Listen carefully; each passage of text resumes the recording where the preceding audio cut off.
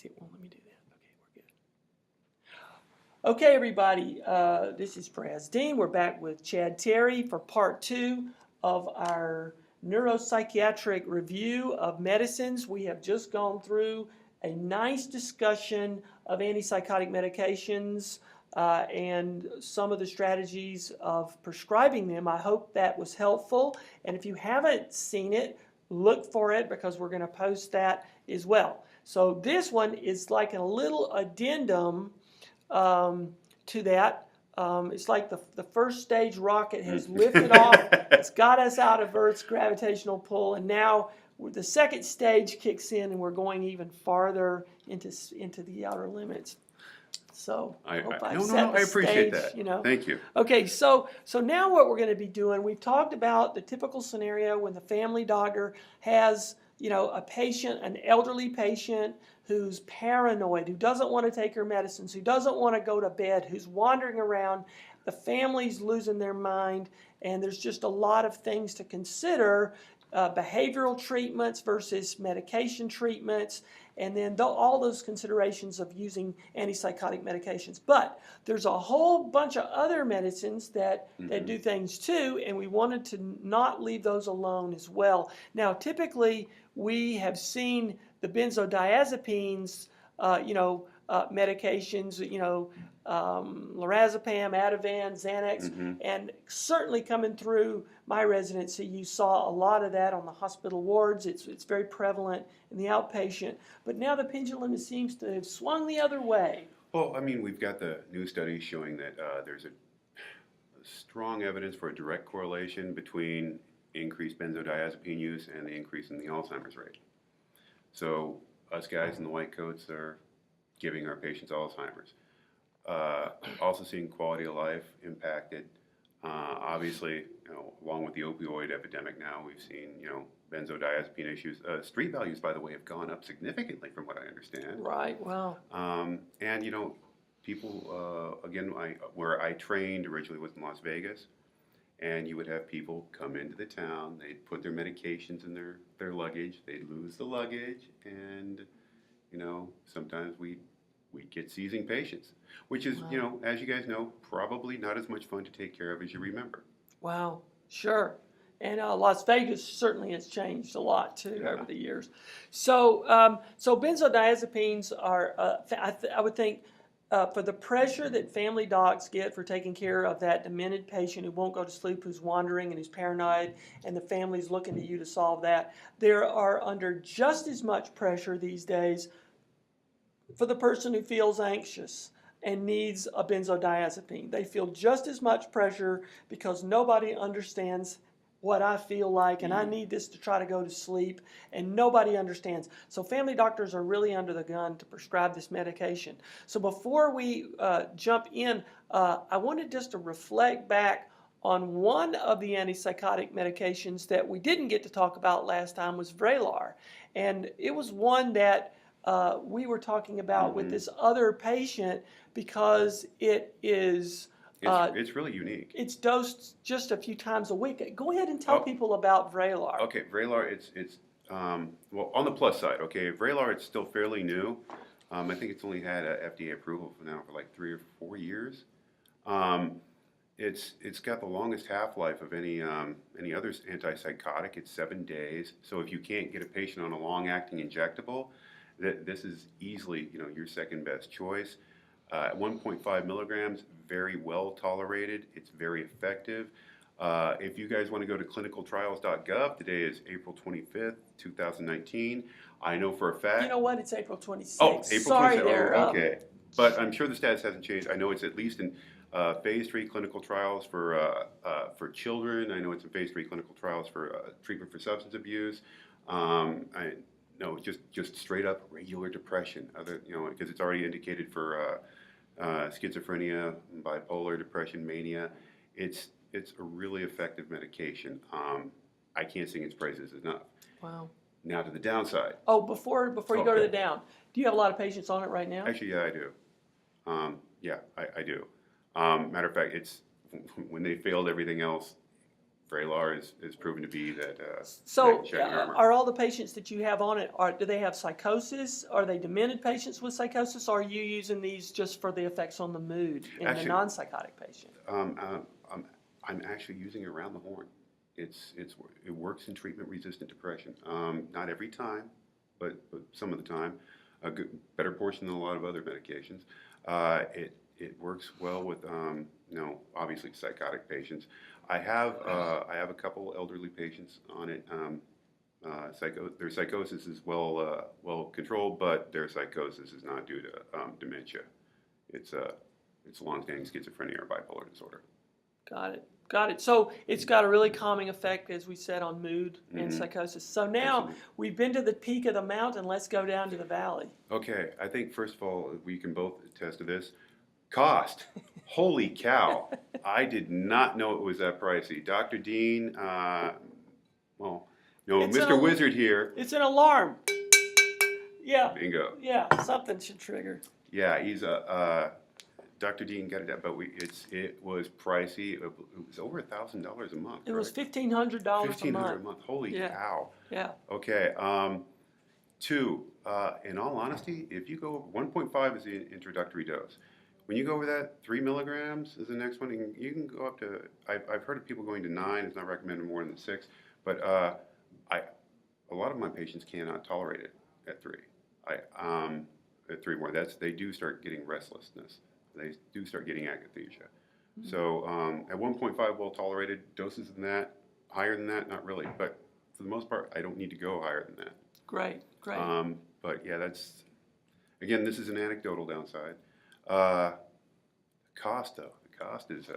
Cost was tough. I had a patient the reason I was considering it is a patient that didn't really want to take medications every night. And so I was trying to use Seroquel. I was trying to titrate. He was a heart patient, so I wanted to use Seroquel. I wanted to be as safe as possible. Oh, Vraylar does not interfere with the QT interval. Thank you. Oh, yeah. That's the only one. Yeah, that's another plus. Another little plus there. So I was trying to get Seroquel in this guy, but I couldn't get it in him fast enough because he wouldn't take it to start with, so I could never get enough in him to titrate him up.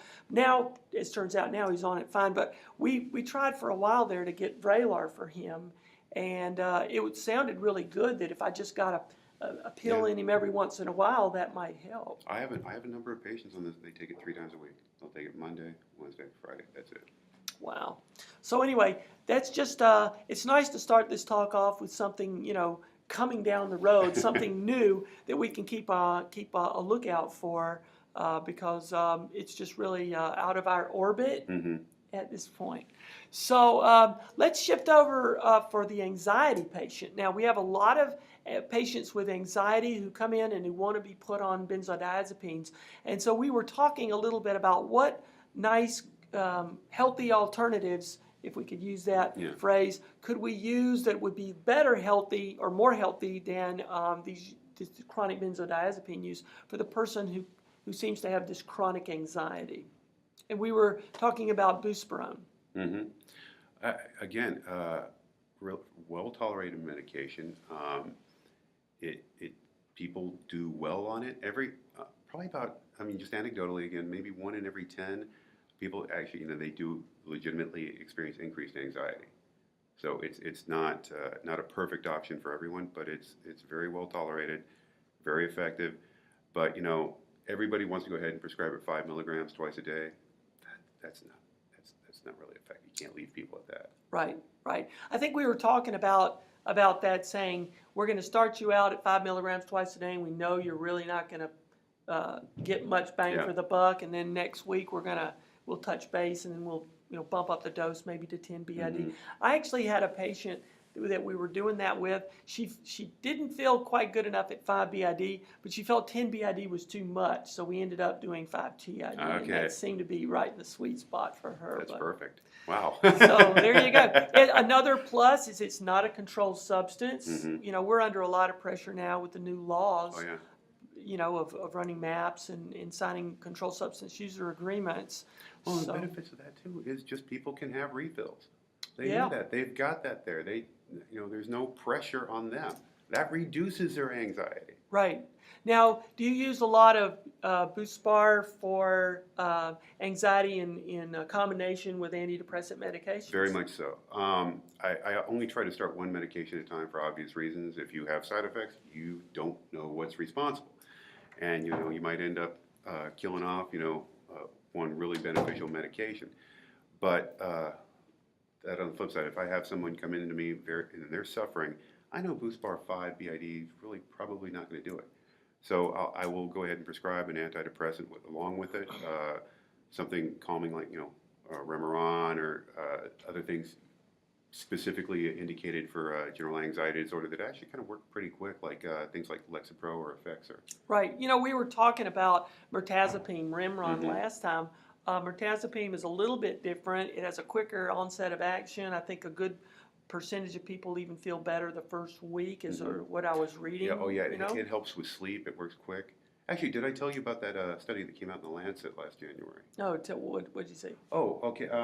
Actually, I got to go ahead and send it to you. They finally, first time ever, put all the antidepressants head to head. Right. At 35, 40 years of data, took everything out there, and Remeron came out as the #1. Serious? Yeah, the best antidepressant. Well, I was reading, I've been reading for a while on side effects of all of these medicines, and Remeron got a really favorable, in the last journal of AFP I looked at, they got a really favorable analysis that it had a really low side effect profile, didn't really have any anticholinergic side effects at all to speak of, and it had a fast onset of action. It's indicated for anxiety as well, and you can use it at night to help you sleep. And so, I mean, there's a lot of depressed patients that need, sleep.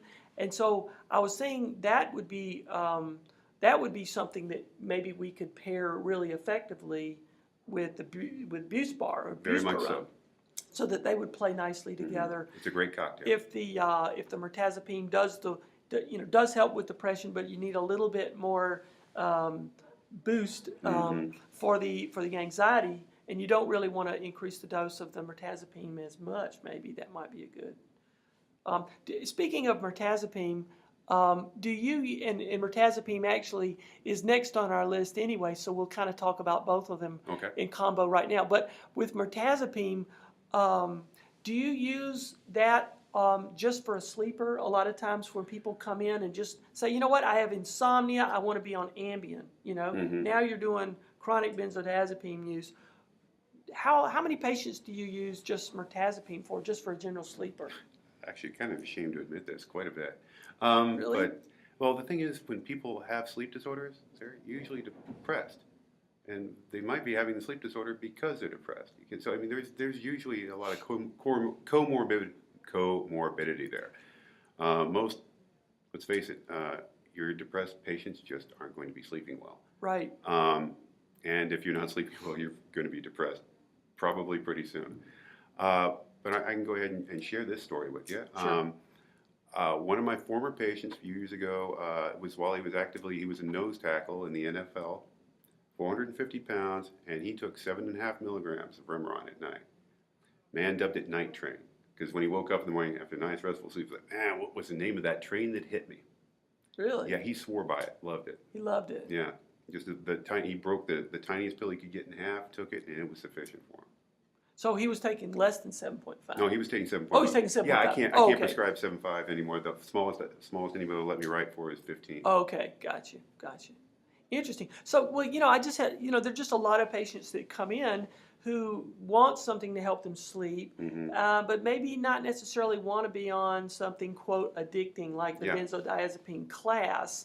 And so, the zolpidums, those type of things do have the addicting, quality, because you got to make them sign a controlled substance agreement, because you got to tell them it is addicting in some capacity. So I try sometimes to say, although maybe you're not depressed, this does help your mood a little bit, but we're using it really for the strategy for the insomnia, for the sedation that you do. So now, is the onset of sedation pretty comparable? It's pretty quick with Remeron. Actually, for the most part, that medication, I tell my patients, take it right when you're going to bed. Interesting. Now, as far as, let's say, Remeron is not an SSRI. It's not a No. classic SSRI. So have you seen people that I saw a lady actually earlier this week. She's on an SSRI and she was taking Remeron. She was prescribed Remeron and she really wanted to be on both. Is there any contraindication for that? No, not at all. They work fine together. The actually the mirtazapine alpha 2 inhibitor, I believe. So it's a completely different mechanism of action. Actually, they go together like chocolate and peanut butter. Right, chocolate and peanut butter. Yeah. Wow. So that's quite the endorsement there. So with Remeron, it could be a good first line or adjunctive treatment, either one. You know, there's just an awful lot of patients who are on SSRIs right now, and it's really hard sometimes to put the toothpaste, back in the tube, once it's out. So they're going to want to stay on it, but it might not be a bad choice for maybe the depressed patient who's still depressed and wants something else rather than switching, classes. You could just add on. I actually, instead of, because you obviously you want to switch classes, but before like Wellbutrin, I will go Remeron 100% of the time. Interesting. So we've talked a little bit about Buspar as for an anti-anxiety option. We talked about Remeron as a new antidepressant alternative that we're used to seeing. Let's flip back to trazodone here, this little stepchild that we've used for depression, and we've also tried to use for insomnia also over the years. Tell me about how we're thinking about trazodone these days. Basically, I know, guys, trazodone, that's how we remembered it. I've never seen it. I've never met anybody who's seen it, but yeah, it's going to be on the boards. Okay, 25 to 50 is usually what you prescribe for sleep. Some patients keep saying more. You get them up to 150, but it's one of those odd medications usually where like the lower dose is better for sleep. You think usually Remeron, Seroquel, trazodone. Those are the big three that come to mind right now. But with most people, more is better. It's again, about 2/3 of the people out there, it's the greatest thing ever. It works great for them. They love it. About 1/3 of the population thinks it's just worthless. I happen to fall into that third. I've tried it. It kicks in at 9 a.m. the next morning, no matter what. I've seen a lot of people that are groggy the next day, with trazodone. And you really, on the medication, you don't get any antidepressant effect until you really push the dosage up to like 300. Interesting. So it's not a great medicine for the depressed patient who can't sleep. Yeah, it's something to it's something to try. It's not addictive. You have to, and especially go low dose. Less risk of the serotonin syndrome if they're taking anything else. Just keep it as an option, but don't put too much faith in it that it's going to work. Have you used a lot of trazodone as an adjunctive therapy with the other SSRIs? Used it quite a bit. I'll be honest with you. I think probably, I know 100% of my patients have tried it at one point in time. I have at least half of my patients on it. They've come to me and they're not getting off of it. Yeah. So do your patients so you have a lot of patients on trazodone. Are they on trazodone because they just like trazodone better than the option of mirtazapine, or when they go head to head, do you got a lot more patients liking mirtazapine better, or are they just like trazodone for what it does?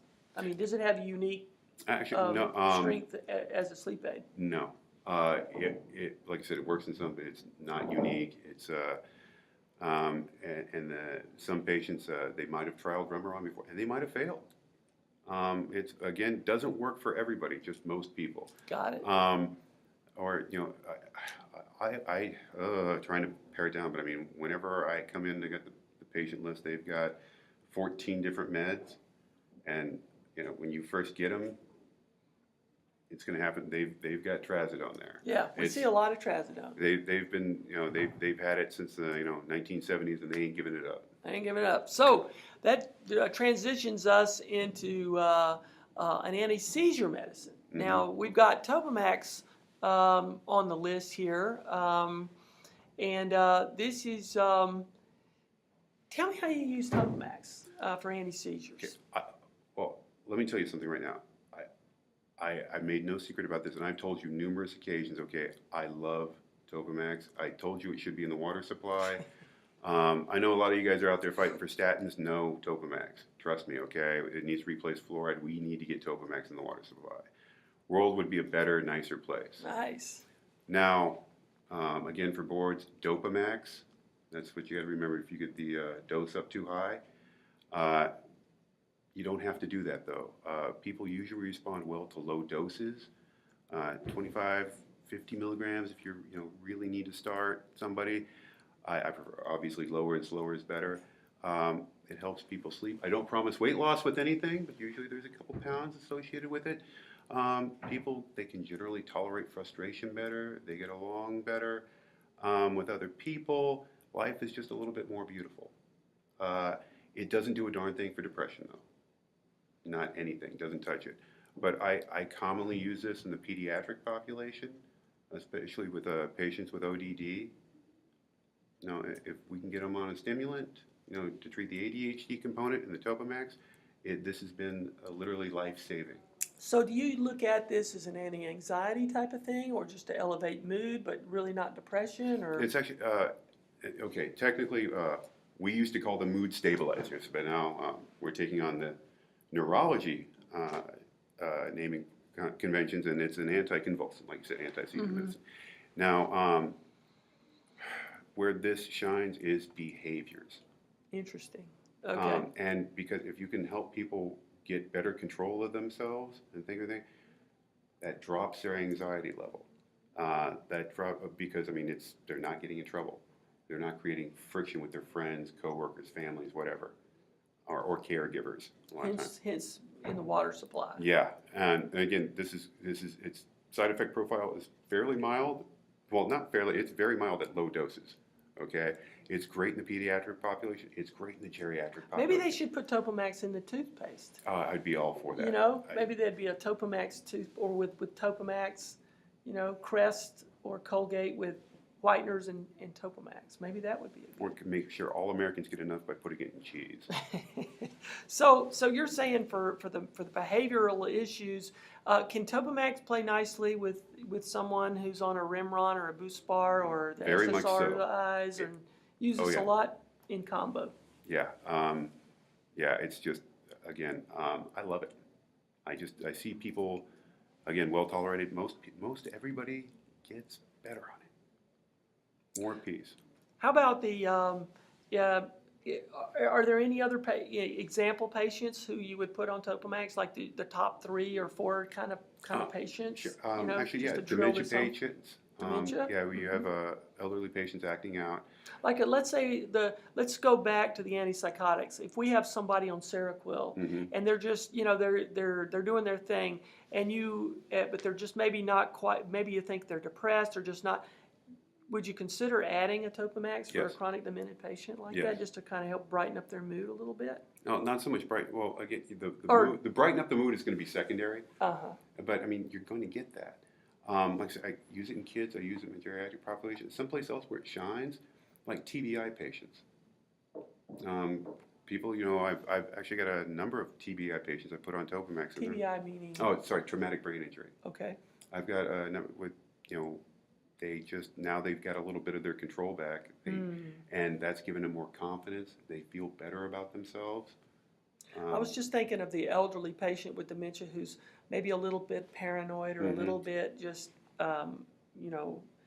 upset that they can't do what they want to do, or they kind of, I think 100% of these patients feel bad because they're losing their autonomy. They're losing their ability to do what they want to do, and now they're being treated like a child. 100%. And especially, let's just say something like they want to go out and smoke. They can't go out and smoke. That's not safe. But, they're upset about it. Interesting. Yeah, they can't do what they've been able to do their whole lives. Right. So, well, thanks for sharing on Topamax. That's usually not on our radar list. It's family docs, but we are up to our eyes and ears with patients with all kind of behavioral issues, and so it's nice to see that we have another option. Do you think we should go to Nuplazid now? Actually, that's fine. Let's go to Nuplazid, I've unless sung there's anything else on Topamax I've you sung want the to say. praises of Topamax. Okay, so it's gentle, well tolerated, good for geriatric patients at low dosages. So Nuplazid, now we added this as the dementia patients with delusions. It's an antipsychotic medication. So this is another one of these antipsychotics that we just kind of didn't get a chance to talk about. What do you think about Nuplazid? It's right now. It's new. It's a very niche medication. Again, you're with your Parkinsonian-related dementia. Psychosis-related Parkinsonism. So here's what I use it for. I do use it for what it's indicated, but then I also, since it's more indicated for again, because it's a gentle medication. Usually, if people have failed a whole host of other medications, it makes sense to go ahead and start them on this antipsychotic. So it tends to be a last line agent for a lot of people. Okay.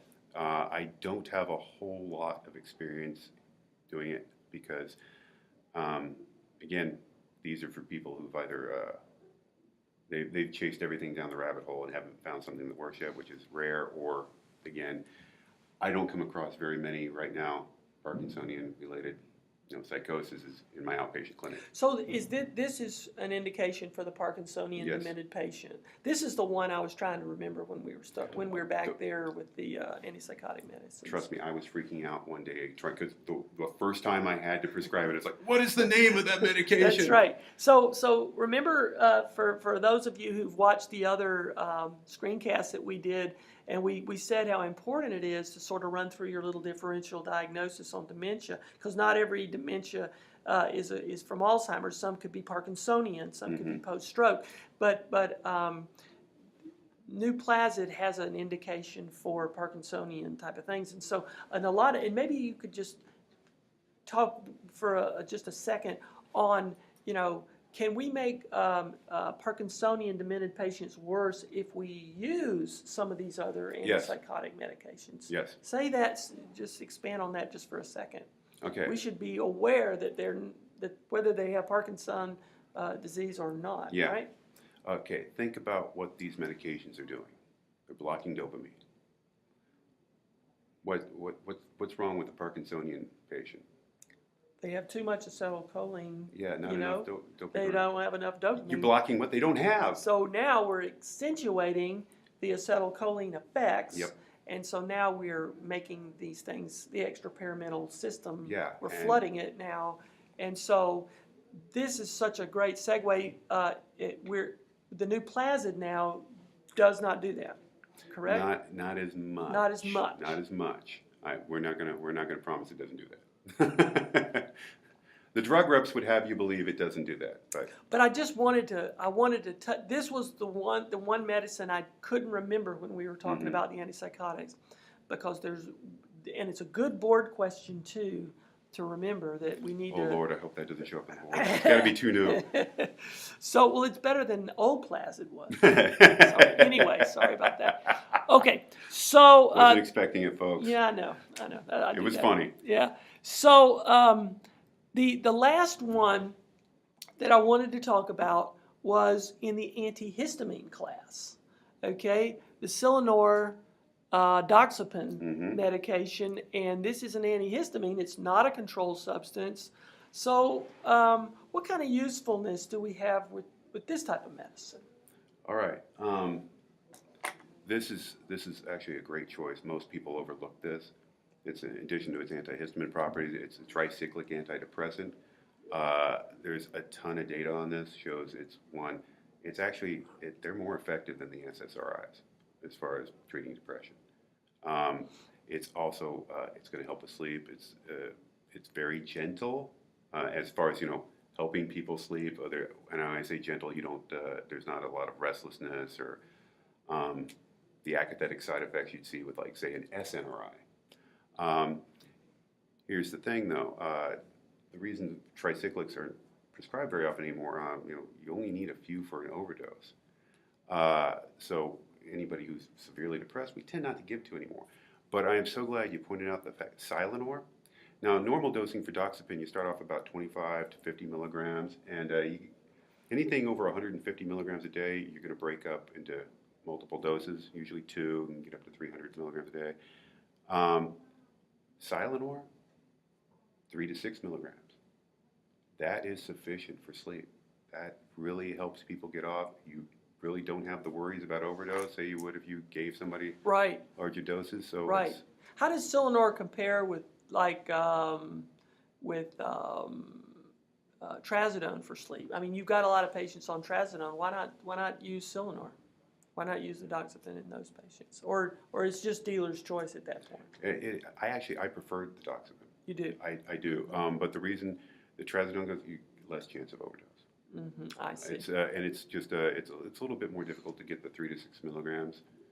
Right. But So this would be a non-controlled substance. This is an antihistamine that will, with a tricyclic type of base. This might be useful in a patient that is just interested in low-dose medications. Actually, I'll tell you right now, I honestly believe doxepin is something that we don't use enough. I think it's I just think it's a wonderful medication, especially 3 to 6. You can use it in any age group. You don't have to, you're not going to be worrying about really interfering with any severe interfering with any QT interval. It's non-addictive. 3 to 6 milligrams is you're not going to have withdrawal if you go. It's just a great gentle medication people do better on. Great. Well, this has been so valuable. At least for me, I've enjoyed going through the antipsychotics and some of these neuropsychotic psychiatric medications, and we've tried to look at a lot of different classes. And I just want to say thank you no problem, on behalf of the Department of Family Medicine to you, Chad Terry, for for being here and just all the energy you've put towards our residents. And it's just been really nice getting your insight on all these medicines. Actually, Doc, I really appreciate you and all the help you've given me. No problem. So thank you again. We've enjoyed having you, and you're just. If you need a letter recommendation for being an astronaut, to NASA, it will be very as valuable as we can make it. So, I appreciate that. Yeah. So I'm going to be taking you up on that. Yeah. Okay. Well, you take care, Chad. We'll see you next time.